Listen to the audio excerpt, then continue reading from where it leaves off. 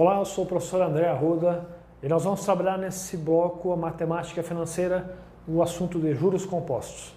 Um assunto bastante cobrado em questões de concurso, onde dentro da matemática financeira ele faz parte de um processo da matemática básica, vem juros simples, depois vem juro composto e depois outros assuntos. Mas o juro composto especificamente é o que nós vamos tratar desse bloco, tá? Então vamos abordar de uma forma geral o juro composto. No final a gente resolve algumas questõezinhas aí de concursos que já caíram, ok? Fique tranquilo que esse assunto não é difícil, tá? Só basta você prestar atenção em alguns detalhes e depois com a prática você vai aperfeiçoando, ok? Bom, inicialmente vamos entender aqui esse fluxo de caixa, onde é uma situação hipotética que fica claro essa parte conceitual e do juro composto, ok? Bom, aqui nós temos um fluxo de caixa, aqui o tempo 0, tempo 1, tempo 2, o tempo aqui expresso em meses, tá? E essas setinhas aqui para baixo e para cima representam saída e entrada de caixa. Aqui uma situação hipotética inicial, um capital de R$100 a uma taxa de 10% ao mês e eu vou querer saber o montante, tá? A situação é a seguinte, hoje, na data focal 0, no tempo 0, eu fui lá e fiz um depósito, por exemplo, num banco aí de R$100, tá? Uns R$100 aí na cadeira de poupança. Fui lá, procurei um banco e abri uma cadeira de poupança e apliquei R$100 lá dentro. E aí o gerente me falou o seguinte, eu vou te capitalizar esse valor no sistema dos juros compostos, ok? E nós vamos ver o que vai acontecer com o passar do tempo, com esse dinheiro guardado lá. Bom, passado uma unidade de tempo, um período de tempo, um mês, nós estamos aqui em mês, eu vou lá no final daquele mês, passo o cartão lá e vou verificar quanto tem na minha conta agora. Tinha os R$100 lá, eu não mexi nesse intervalo. Eu passo o cartão e vou ver quanto tem lá, ok? Bom, obviamente, vai estar os R$100 lá, porque eu tinha deixado, mais um valor. Mais quanto? Mais quanto vai ter lá? Bom, já que a taxa de juros nesse sistema aqui, nessa aplicação, foi de 10% ao mês, então vai ter o valor do capital inicial mais um juros, tá? Mais um valor. Então esse valor vai ser 10% em cima desses R$100. E quanto que é 10% de R$100? Vale 10. Então vai ter os R$100 mais R$10 lá. Portanto, lá no final, vai ter, no final de um mês, R$110, ok? R$110, perfeito. Aí eu pensei assim, bom, eu não estou precisando desse dinheiro agora, vou deixar mais um período aí, mais um mês esse dinheiro parado. E fui embora. Voltei lá depois no segundo mês e vou ver quanto vai ter lá agora. Bom, vai ter os R$110 do mês anterior e mais um valor que ele capitalizou. Mais quanto? Mais 10% em cima de quem? Desses R$110 aqui anteriormente. Então, 10% de 110 vale 11. Portanto, no final do segundo mês, vai ter R$121. E assim sucessivamente. Esse é o conceito, esta é a aplicação nessa forma de fluxo de caixa do sistema do juro composto. É juros sobre juros. Tá? Lá no regime dos juros simples, a capitalização sempre vai incidir em cima do capital inicial. Ou seja, vai ter 110, 120, 130 e assim por diante, ok? Então, juro composto é juros sobre juros. A capitalização sempre vai incidir em cima do capital anterior. No juros simples é sempre em função do capital inicial, ok? Então, assim fica a explicação inicial do sistema de juro composto, como é que funciona, e é o sistema que vigora aí no mercado financeiro, tá? Vamos às fórmulas. Então, dentro da matemática financeira, dentro do juros simples, o composto e outros assuntos, não tem jeito, tá? Algumas coisas não tem como fugir da matemática, por exemplo, as fórmulas, tá? Então vamos lá. Inicialmente eu já acabei falando, em outras palavras, essa aqui, ó, que o montante é a soma do capital mais os juros, tá? Em outras palavras eu já falei essa fórmula aqui, aonde o montante aqui, vamos voltar aqui, ó, o montante, que é o que eu recebi no final de um mês, é o capital mais os juros. É o capital que eu investi mais o que capitalizou, que eu chamo de juros. Então essa é a primeira forma, a forma mais famosa, vamos dizer, a forma mais básica dentro da matemática financeira e vale também para o sistema de juros simples. Sempre o montante vai ser a soma do capital mais os juros, ok? Bom, aí existe uma outra fórmula, que é o cálculo montante em função do capital, que é essa aqui, ó, montante igual a capital, 1 mais a taxa. E tudo isso elevado ao tempo, tá? Por isso, a função do juro composto também é dita uma função exponencial. Uma função composta porque o expoente aqui, o tempo, passa a ser um expoente nesse fator de capitalização. Tá? Por isso ela também é chamada de uma função composta. Perfeito.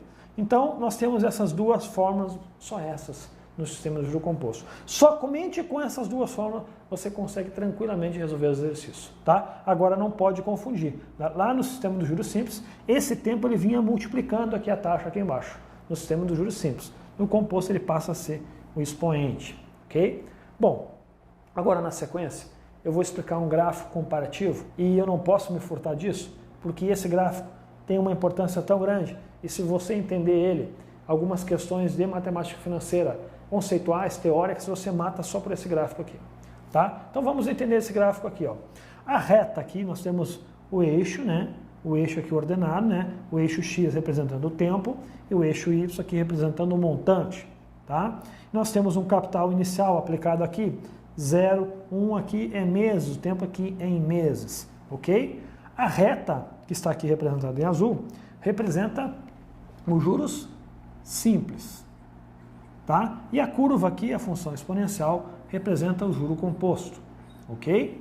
Perfeito. O que esse gráfico ele tenta esclarecer para nós? Olha só, perceba que existe um ponto em comum entre as duas funções. A função linear e a função exponencial. Um ponto em comum, um ponto aonde vai dar uma imagem no mesmo valor, tá? E como aqui é o montante, se eu fizer a projeção desse valor aqui para cima do gráfico, veja, ele vai bater num valor aqui, que eu vou chamar aqui de montante 1. O que eu quero dizer para você é o seguinte, existe em um tempo aonde o montante vai ser igual tanto para o simples como o composto. Lá naquele fluxo de caixa é quando você vai no final de um primeiro mês. Lembra quando eu falei que era R$100 aplicado em um mês, ia lá no final do primeiro mês tinha 10% em cima daquele exemplo, R$110? Então, tanto no juro simples e no juro composto vai ser o mesmo valor, mas somente em uma unidade de tempo. O que você pode perceber é que se eu pegar um tempo aqui, ó, entre 0 e 1, ou maior que 1, vai acontecer uma seguinte comparação. Eu quero resumir com uma simples pergunta. Será que sempre para o credor, que é aquele que empresta o dinheiro, por exemplo, uma instituição financeira, é mais vantajoso emprestar a juros simples ou composto? Ou sempre a juro composto? Ou às vezes a juros simples? Intuitivamente você pode pensar, para quem empresta sempre é melhor o juro composto, o que não é verdade. Em uma unidade menor que 1, entre 0 e 1, o sistema do juros simples é o que passa a refletir um maior montante. Graficamente, você pode perceber aqui, ó. Eu vou pegar um tempo aqui entre 0 e 1, por exemplo, já que nós estamos em meses, por exemplo aqui, ó, 15 dias. Se eu pegar 15 dias e fizer a imagem na função, vai bater na função exponencial e vai refletir uma imagem aqui, ó, um valor aqui. E se eu fizer o prolongamento na função linear, que é a função do juros simples, vai representar um outro valor aqui. E me diga quem é maior, é esse ou esse? É esse aqui. Então perceba que graficamente você tem um maior montante no juros simples. Então nem sempre você pode afirmar que para o juro composto é o que produz o maior montante, tá? O que acontece no ponto 1, ambos vão refletir o mesmo montante. E num valor maior que uma unidade, perceba, um valor qualquer aqui, ó, aí sim, batendo no juros simples, vai refletir uma imagem aqui, ó. E se eu fizer o prolongamento lá no juro composto, vai dar um montante maior. Agora sim, a partir de uma unidade, o juro composto é maior. 1, o juros simples e o composto são iguais. Entre 0 e 1, o juros simples é o que passa a refletir o maior montante. Tá? Então, cuidado com essas afirmações. Sempre o juro composto? Não, né? Depende. No intervalo entre 0 e 1, o juros simples é o que passa a ser mais vantajoso, tá? Para quem, por exemplo, empresta dinheiro. Concluindo, e está aqui uma revisão do que eu falei. Ó. Se o tempo for igual a 1, então o juro composto vai ser igual ao juro simples. Se o tempo for menor que 1, é o juro simples que passa a ser maior, ou seja, o juro composto é menor que o juro simples. Tá? E se o tempo for maior que 1, agora é o inverso. O juro composto é o que passa a produzir um maior montante. Depende do prisma, depende da visão que você der. Ok? Esta relação tem caído em questões de concurso, questões teóricas, e às vezes você se prende muito a só fazer continha na matemática financeira e se depara com uma questão teórica, às vezes não difícil, e você acaba perdendo porque você não entende o conceito, a parte conceitual do juros simples e do composto. Ok? Bom, vamos a um exemplo de cálculo, de aplicação, de como isso cai em concurso, né? Como é um exemplo de questão aí, professor, para mim ver como é que faz a continha para chegar no resultado. Tá? Então temos aqui um exemplo de uma questão de certo e errado, onde tem um texto e você tem que dizer que se isso está certo ou se está errado. Ok? Vamos lá então. o montante a ser devolvido em razão do empréstimo de R$4.000 pelo prazo de 5 meses e a taxa de juros compostos de 2% ao mês é superior a 4.300. Isso está certo ou está errado? Tá? E a questão traz para você considerar um valor, considere que 1,08 é igual a 1,02 elevado à quarta potência. Ok? Bom, o que eu vou apresentar para você agora aqui, nesse simples exemplo, é uma forma de resolução das questões de matemática financeira.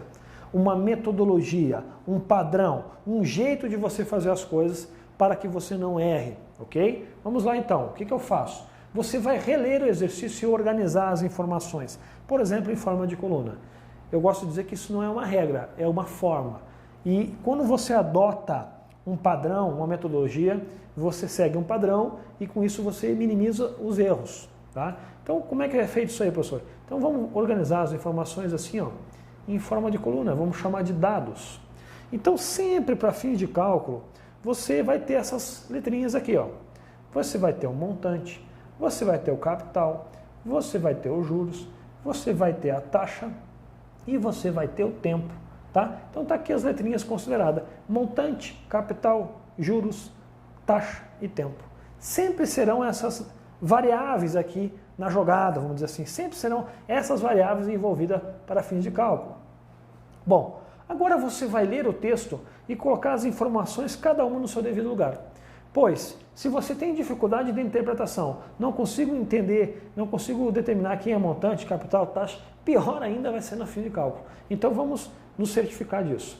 O montante a ser devolvido em razão do empréstimo. O montante, quem é o montante? Não sei. Aqui a questão já está dando valor 4.300, né, no finalzinho. Então o montante a ser devolvido em razão do empréstimo de R$4.000, esse empréstimo de R$4.000 foi o que? Foi o capital que ele pegou. Então vamos colocar o capital aqui, R$4.000. Pelo prazo de 5 meses, 5 meses é o nosso tempo, vamos colocar lá no tempo, ó, 5 meses. E a taxa de juros compostos, então aqui vai mais uma observação. Veja, é claro que eu estou falando de juro composto, mas lá na hora de você resolver a questão não vai estar, cuidado, é juro simples, é juro composto. Você vai ter que buscar no enunciado qual é o regime que está se tratando. E aqui fica claro que é o regime do juro composto. Vamos dar um destaque, pisando aqui no regime do juro composto. Por que isso, professor? Você já viu no gráfico que dependendo se for juro simples e você aplicar juro composto, você acaba errando a questão ou vice-versa. Ok, vamos continuar. E a taxa de juros compostos é de 2% ao mês. Então está aqui a nossa taxa, ó. Vamos colocar ela no devido lugar, taxa 2% ao mês. É superior a 4.300, o montante, né? Bom, eu vou deixar em destaque 4.300. Nós vamos ver, como é uma questão clássica de certo e errado, se nós encontrar um montante superior a 4.300, a questão está certa, se não, está errada. Tá? Nós temos que verificar se isso aqui está dizendo aqui é verdade. Se for verdade, é certo, se tiver, não for, é errado.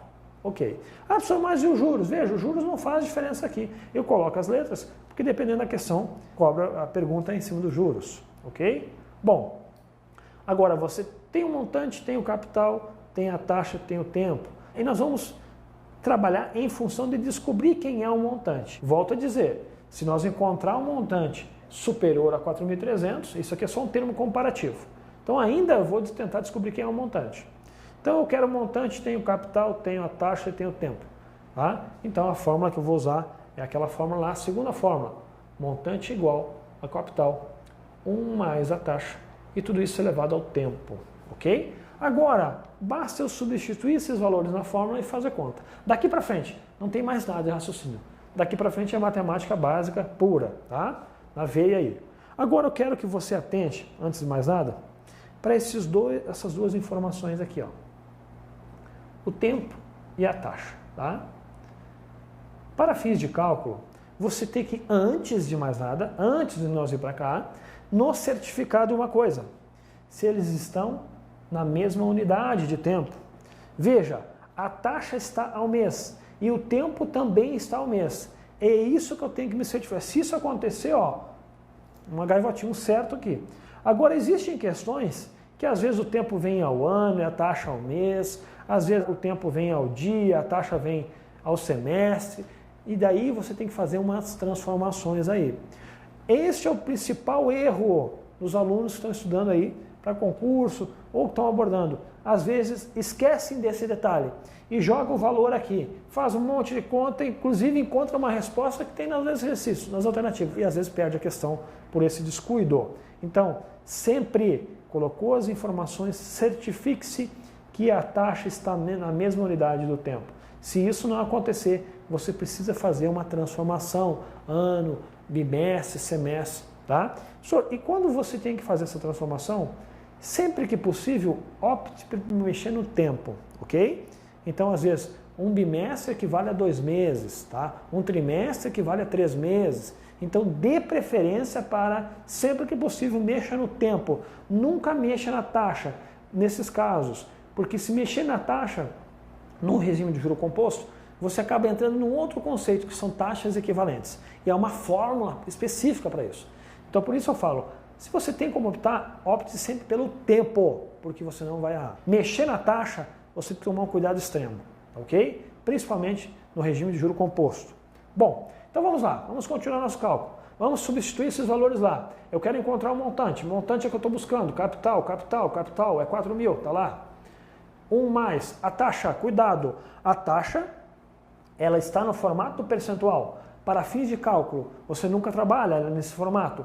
Ou você transforma no formato fracionário, ó, 2% é 2 dividido por 100, ou no formato unitário. E eu gosto de dizer que é o que for mais conveniente para o cálculo. Eu acho que o mais conveniente é deixar nesse formato. Pessoal, mas eu gosto tanto de trabalhar com fração, é meu sonho. Não, nesse caso, opte pela informação nesse formato, porque eu já estou vendo lá na frente um dado que ele me deu que vai ser útil. Então, não vamos tornar difícil o que é fácil, tá? Olha lá, então vamos deixar nesse formato lá. Então, 0,02. E tudo isso elevado ao tempo que vale 5. Vejam só, está clareando as informações. Então, agora vamos melhorar um pouquinho isso aqui. Então, isso aqui vai ficar montante igual a 4.000, 1,02 elevado a 5, que é o resultado aqui de 1,02, tá? E agora, você fica numa situação aqui, ó. Quanto vale 1,02 elevado à quinta potência? Você tem dois caminhos aqui. Isso aqui é uma potenciação. 1,02 elevado a 5 é 1,02 vezes 1,02 vezes 1,02, 5 vezes. Você pode ir por esse caminho, o que vai demandar um tempo muito grande, tá? Agora, se você prestar um pouquinho de atenção, lá na questão, ele deu uma informação. Considere que 1,08 é igual a 1,02 elevado à quarta potência. Vamos puxar essa informação para cá, tá? Então, ele me deu que 1,08 igual a 1,02 elevado à quarta. Aí você pode pensar, professor, mas erraram, porque eu preciso de 1,02 elevado à quinta potência. Mas esse 1,02 elevado à quinta, 1,02 elevado à quinta potência, eu posso muito bem dizer que isso aqui é 1,02 elevado à quarta vezes 1,02. Eu estou desmembrando aqui uma propriedade da potenciação, onde bases iguais você mantém a base e soma os expoentes. Por quê? Será que é mais fácil agora deixar nesse formato, pois esse valor eu tenho aqui em cima, ou fazer 1,02 vezes 1,02 5 vezes? Eu acho que é mais fácil assim. Então, o que nós vamos fazer agora aqui? Então, montante igual a 4.000. Entenda, esse 1,02 elevado a 5 eu vou transformar nisso aqui, ó, vezes 1,02 elevado à quarta, vezes 1,02. Por quê, professor? Porque ele já me deu o formato aqui, ó. Então, agora fica mais fácil fazer o cálculo. Então, eu vou ficar na situação de montante igual a 4.000 vezes esse valor aqui, ó, eu já vou substituir por o que ele nos deu, que é 1,08, e aí eu fico com vezes 1,02, tá? E daí vamos continuar nossa continha aqui, ó, vai ficar então 4.000 vezes 1,08 vezes 1,02, vai dar 1,1016. Agora basta realizar essa multiplicação aqui, 4.000 vezes 1,1016. Vamos encontrar aí 4.406,4 aproximadamente. Isso aqui, tá? Bom, vamos voltar à questão. Já encontramos o montante. A questão fala que o montante é superior a 4.300. Isso está certo ou está errado? Está certo. Exatamente, é superior a 4.300, mais precisamente 4.406, tá ok? Então, vamos marcar a resposta lá, acompanhe. Então, a resposta está correta, porque ele fala que é superior e é verdade, ok? Vamos só para encerrar. Entenda que existem fases na resolução desse exercício. Ele é faseado, tá? Então primeiro você lê o enunciado, atribui os valores nas suas variáveis, faz a relação com a fórmula específica e daqui para frente é matemática básica. E você, se tem dificuldade nesse começo, primeiramente para você crescer, tem que saber identificar onde está o seu problema. Se o teu problema está na interpretação, você tem que ler mais. Se o teu problema está em decorar a fórmula, tem que achar um jeito de decorar. Gruda na parede, gruda na geladeira, faz tatuagem, ou você se vira para decorar a fórmula. Se o teu problema está daqui para frente, você não tem problema de fórmula, não tem problema de interpretação, você tem problema na matemática básica. Então, espero que nenhum desses seja o seu problema. Mas, para crescer, você tem que começar a fazer exercício. Praticando. Depois que você entendeu que o assunto está fresco aqui, você tem que praticar para não perder mais o raciocínio. Matemática se aprende fazendo, e fazendo muitas questões. Não é uma nem duas, tá? Não pense que fazendo uma questão você está craque. Então tem que praticar. E com o tempo você vai percebendo que tudo é uma mera repetição, ok? Vamos resolver então algumas questões aí de concursos recentes. Qual deve ser o capital inicial que um cidadão deve aplicar em um fundo de renda fixa que utiliza o sistema de juros compostos e que rende 20% ao ano, de modo que ele tenha R$ 1.440 ao final de 2 anos? Vamos então à resolução dessa questão em classe de aplicação do juro composto. Então, lido o enunciado, nós vamos colocando aqui as informações, cada uma no seu devido lugar. Então, ele quer saber o capital, deu o montante, deu o tempo, deu a taxa, o regime é o juro composto. Resume-se tudo nisso aqui. Com a prática, você vai adotando essa metodologia de organizar a informação. E é muito importante isso dentro da matemática financeira, organização dos dados. Ok? Bom, o regime é o juro composto. Ele me deu o montante, deu o tempo, deu a taxa, que é o capital. Antes de mais nada, vamos atentar para essas duas informações aqui, ó. Tempo e taxa. Está na mesma unidade? Está ao ano, a taxa ao ano, ok. Não preciso fazer nenhuma modificação. Então vamos direto. Qual é a fórmula que eu vou usar agora? A fórmula. Já que eu tenho um montante e quero o capital, a fórmula do juro composto é essa aqui. Montante igual a capital, 1 mais a taxa, tudo isso elevado ao tempo. Vamos lá. Vamos substituir as informações. Daqui para frente você leu, organizou, vamos relacionar com a fórmula e vamos substituir e vamos para a matemática. Tá? Então vamos lá. Então montante 1.440 igual ao capital que eu estou buscando, vamos deixar na mesma variável. Tá? 1 mais a taxa está no formato percentual. Não trabalha para fins de cálculo nesse formato. Você transforma isso ou fracionário, 20% é 20 dividido por 100, ou ainda no formato unitário, que é 0,2. E eu gosto de trabalhar nesse formato. É mais conveniente, mas é tudo uma questão de gosto. Então vai ficar 0,2. E tudo isso elevado ao tempo que vale 2, ok? Então vamos continuar. 1.440 igual ao capital. Aqui vamos fazer essa soma, vai ficar 1,02 elevado ao quadrado. E agora não tem jeito. Isso aqui você vai ter que fazer no braço. Esse expoente se acostume para fins de cálculo até 3, até 4 tolerado fazer no braço. Tá? Ali para frente, normalmente a questão dá essa informação para fins, às vezes em tabela, às vezes em dado puro mesmo. Então vamos lá, vamos ter que fazer essa continha, vamos uma colher de chá aqui, ó. Então vamos fazer 1,02 ao quadrado. Isso aqui significa 1,2, é 1,2 ao quadrado, vezes 1,2. Vamos para a matemática básica, para refrescar sua memória aí, ó. 2 vezes 2 vai dar 4, 2 vezes 1 vai dar 2, 1 vezes 2 vai dar 2 e 1 vezes 1 vai dar 1. Vamos fazer a soma, isso aqui vai dar 4 e vai dar 1. O problema é onde vai a vírgula. Agora sim, uma casa, duas casas, uma, duas, a vírgula vem aqui no sentido contrário. Então a resposta é 1,44. Portanto, vai ficar 1.440 igual ao capital vezes 1,44. Veja que os valores são meio parecidos. Agora esse valor que está multiplicando passa para cá dividindo. Portanto, vai ficar 1.440 dividido por 1,44. Tudo isso é igual ao capital. Realizando essa divisão, vai dar o valor exatamente de R$1.000. Capital igual a R$1.000. Entre as alternativas, estava lá na letra C a resposta direta do exercício. Ok? Uma questão clássica. Questão clássica é aquela que aparece com uma frequência muito grande. E para você que está estudando, não pode se furtar de resolver as questões clássicas. Não é difícil. Veja, só um pouquinho de paciência e você chega na resposta, ok? Vamos a mais uma questão de concurso. Um capital de R$1.000 foi aplicado a juros compostos a uma taxa de 44% ao ano. Se o prazo de capitalização foi de 180 dias, o montante gerado será de... Vamos então à resolução de mais essa questão aí, tratando do juro composto. Bom, lemos a questão, organizamos as informações, capital R$1.000, taxa 44% ao ano, o tempo 180 dias e está pedindo o montante, o regime ao juro composto. Antes de mais nada, nós temos que atentar para essas duas informações, taxa e tempo, e nos certificar se estão na mesma unidade de tempo. Veja, aqui a taxa está ao ano e o tempo está ao dia, então não está no mesmo formato. Temos que transformar. E para fins de cálculo de juros compostos, e como a questão não fala sobre juros exatos, que é um outro assunto, nós consideramos que todos os meses têm 30 dias e, consequentemente, o ano tem 360 dias.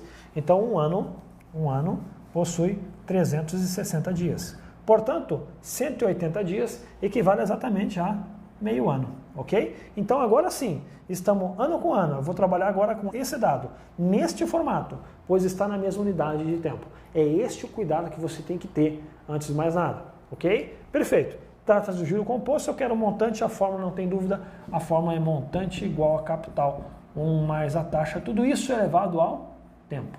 Agora basta substituir. Vamos lá então. Montante é o que eu estou buscando, capital é R$1.000, ok? 1 mais a taxa está no formato percentual, vamos deixar ela no formato unitário, 44%, é 44 dividido por 100, que isso aqui é 0,44. Vamos transformar lá, vamos substituir. Então vai ficar 0,44, tudo isso elevado a meio, ok? Então vai ficar montante igual, vamos melhorar um pouquinho aqui, 1.000 vezes 1,44, que é a soma aqui desses dois valores, elevado a meio. E agora você tem um expoente fracionário. Eu poderia deixar o formato meio, 0,5, daria no mesmo. Agora, você tem que lembrar lá de uma propriedade da potenciação, que é a potenciação é o inverso da radiciação. Então, se eu inverter aqui os expoentes, eu acabo caindo num radical, ficando assim, ó, 1,44. Onde essa fração passou a ser o índice e esse numerador passou a ser o expoente natural do número inteiro ali. A potenciação ela é o inverso da radiciação. Essa visão da matemática básica, por isso eu falo que a matemática básica tem que estar correndo solto na sua veia aí, tá ok? A raiz quadrada de 1,44 vale quanto? Vale exatamente 1,2. E aí, realizando a multiplicação, você encontra 1.200 exatamente. Entre as alternativas, tinha lá na letra D a resposta 1.200. Ok? Talvez você tenha um pouquinho de dúvida da matemática básica, mas isso é um outro assunto. Isso é um pré-requisito, eu costumo dizer. Então, se você tem muita dificuldade na matemática básica, dá um passinho para trás e vamos reforçar esses assuntos aí da potenciação, principalmente. Ok? Então, está aqui a resolução de mais uma questão clássica. Você já vai percebendo que a matemática básica tem que estar dominada aqui nesse assunto do juro composto, mas isso nada que da meia-noite às 6 você não consiga matar tranquilamente. Ok? Forte abraço. Bons estudos e foco na missão.